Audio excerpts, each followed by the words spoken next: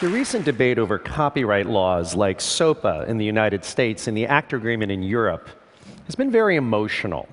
And I think some dispassionate quantitative reasoning could really bring a great deal to the debate. I'd therefore like to propose that we enlist the cutting-edge field of copyright math whenever we approach this subject. For instance, just recently, the Motion Picture Association revealed that our economy loses $58 billion a year to copyright theft. Now, rather than just argue about this number, a copyright mathematician will analyze it, and he'll soon discover that this money could stretch from this auditorium all the way across Ocean Boulevard to the Westin, and then to Mars. If we use pennies. Now, this is obviously a powerful, some might say dangerously powerful insight, but it's also a morally important one, because this isn't just the hypothetical retail value of some pirated movies that we're talking about, but this is actual economic losses. This is the equivalent to the entire American corn crop failing, along with all of our fruit crops, as well as wheat, tobacco, rice, sorghum, whatever sorghum is. Losing sorghum. But identifying the actual losses to the economy is almost impossible to do unless we use copyright math. Now, music revenues are down by about $8 billion a year since Napster first came on the scene. So that's a chunk of what we're looking for. But total movie revenues across theaters, home video, and pay-per-view are up. And TV, satellite, and cable revenues are way up. Other content markets like book publishing and radio are also up. So this small missing chunk here is puzzling.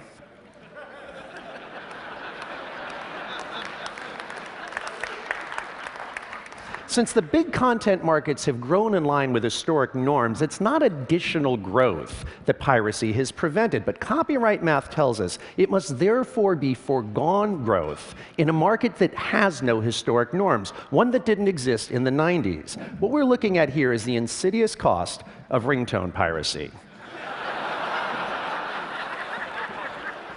$50 billion of it a year, which is enough at 30 seconds a ringtone that could stretch from here to Neanderthal times. It's true. I have Excel.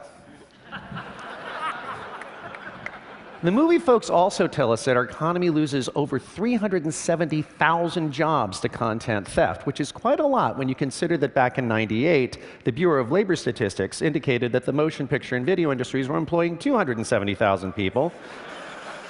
Other data has the music industry at about 45,000 people, and so the job losses that came with the internet and all that content theft have therefore left us with negative employment in our content industries. And this is just one of the many mind-blowing statistics that copyright mathematicians have to deal with every day, and some people think that string theory is tough.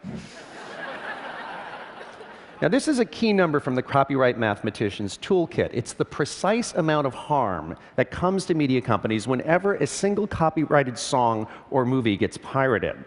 Hollywood and Congress derived this number mathematically back when they last sat down to improve copyright damages and made this law. Some people think this number is a little bit large, but copyright mathematicians who are media lobby experts are merely surprised that it doesn't get compounded for inflation every year. Now, when this law first passed, the world's hottest MP3 player could hold just 10 songs, and it was a big Christmas hit, because what little hoodlum wouldn't want $1.5 million worth of stolen goods in his pocket?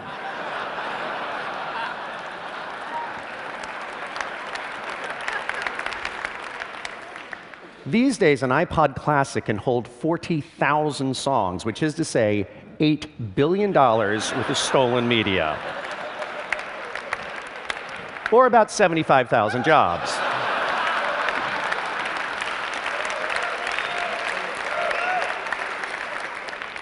Now, you might find copyright math strange, but that's because it's a field that's best left to experts. So that's it for now. I hope you'll join me next time when I will be making an equally scientific and fact-based inquiry into the cost of alien music piracy to the American economy. Thank you very much. Thank you.